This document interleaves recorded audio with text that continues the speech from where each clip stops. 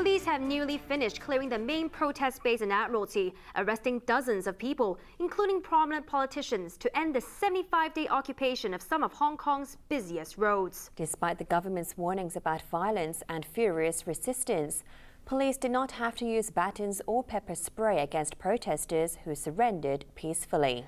I was there earlier today for a first-hand look at the clearance operation. The most prominent figures in Hong Kong's civil disobedience campaign for greater democracy joined protesters to make their last stand in Admiralty.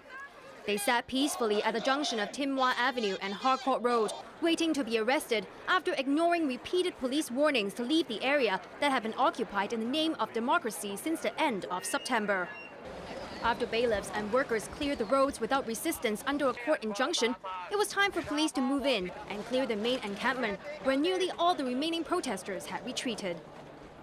If anyone refuses to leave,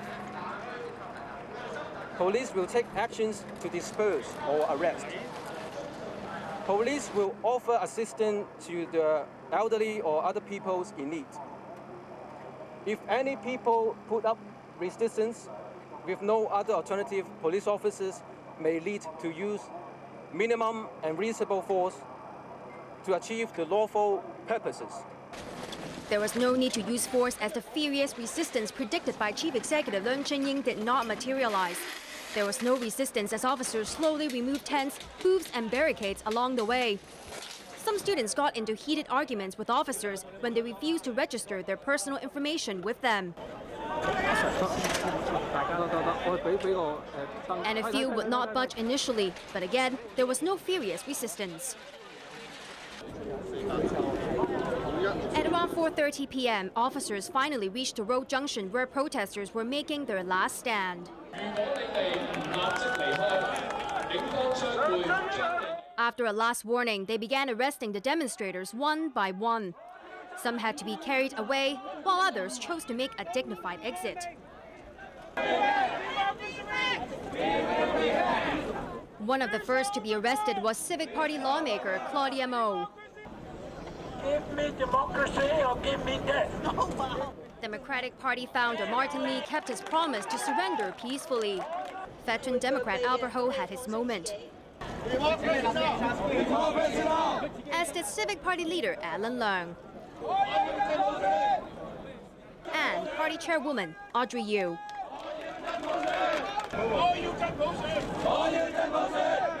Media tycoon Jimmy Lai also gave up without a fight, closing a chapter in his high-profile support for the civil disobedience movement.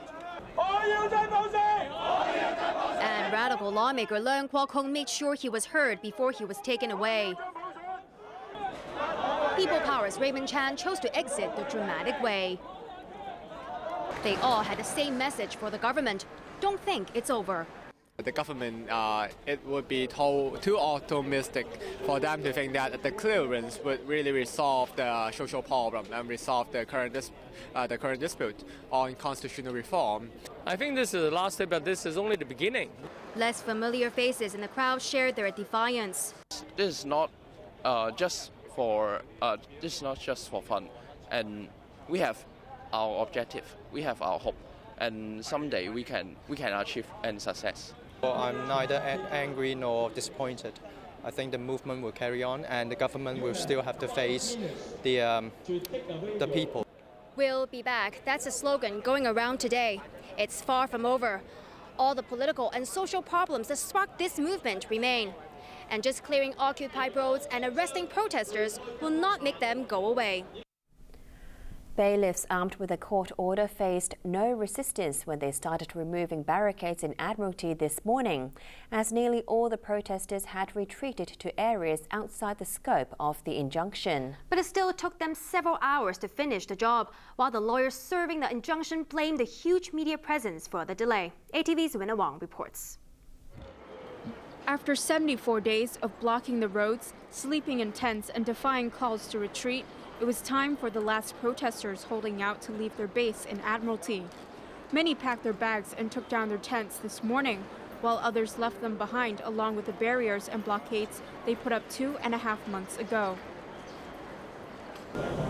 Members of the Independent Police Complaints Council were there as well to observe the clearance, acting on complaints about police brutality during recent crackdowns on protesters. There were a few minor confrontations when anti-Occupy protesters tried to make their voices heard.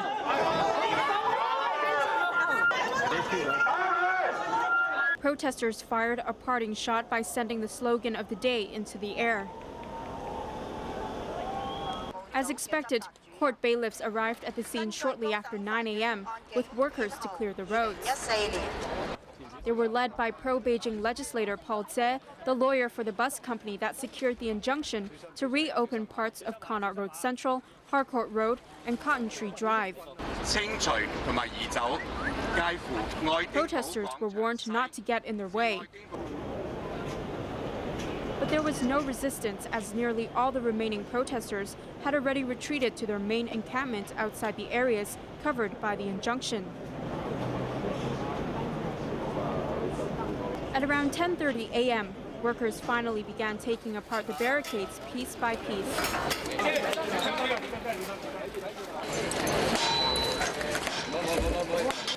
Even though there wasn't a single protester to obstruct them taking over empty roads, work progressed at a snail's pace. Well, there are far too many press people here this morning, and in a way that has obstructed the operation in the sense that we don't want to have them away from the scene, because obviously they are performing a very important function, but at the same time they're also hindering the access to the barricades as well. When the clearance team reached the area outside the PLA barracks, radical legislator Albert Chan was there to object to their procedures. After a short argument, he backed off and let the workers do their job, including taking down a giant banner with the words, "It's just the beginning," summing up the protesters' defiance. The bailiffs wrapped up their work at around 1 p.m.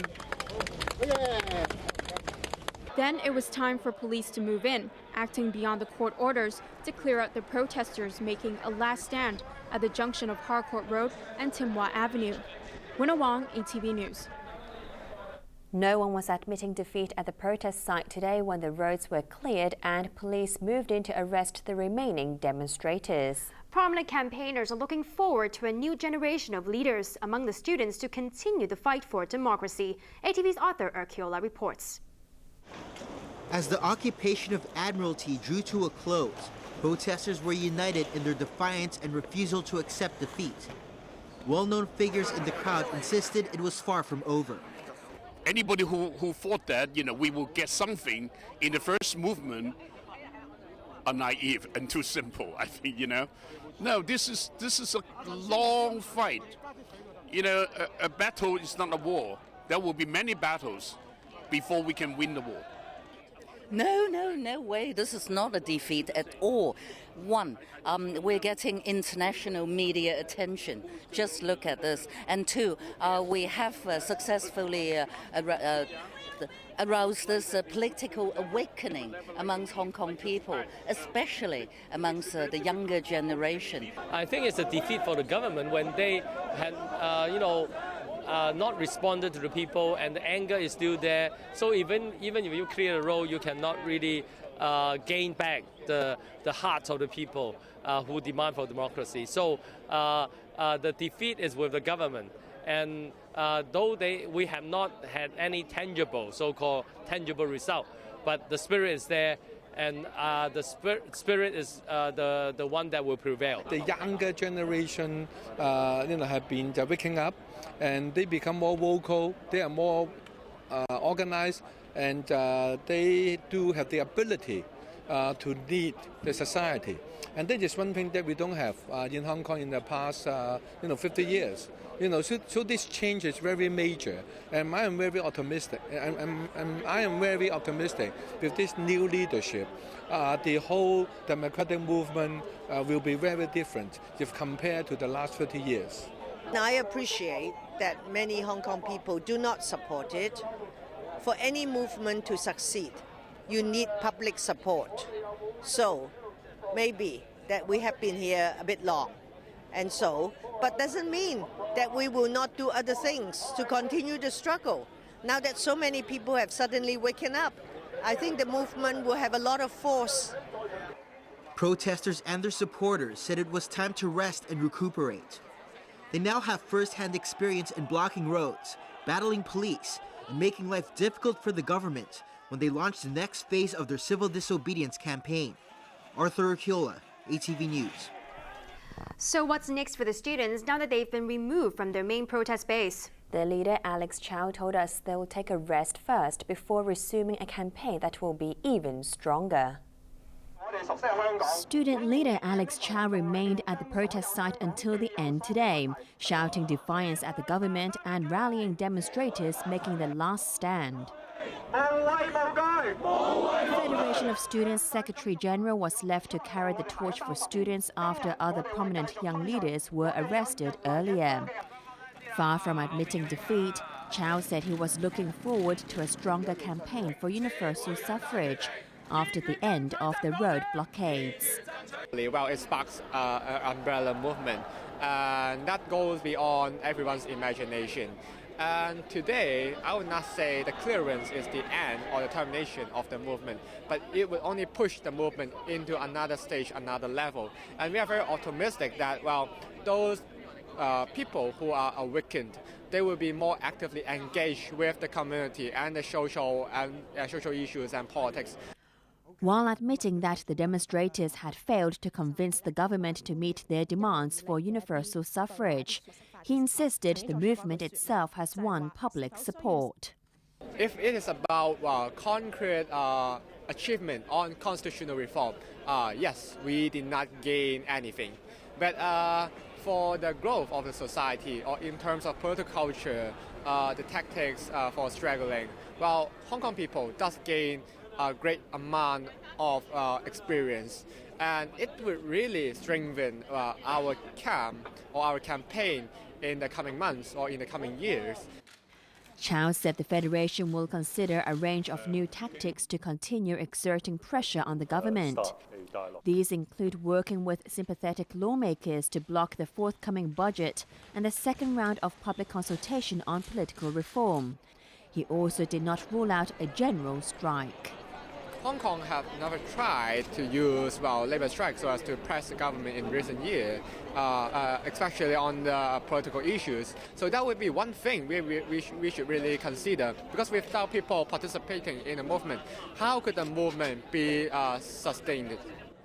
But for today at least, the student leaders' priority is to catch some sleep.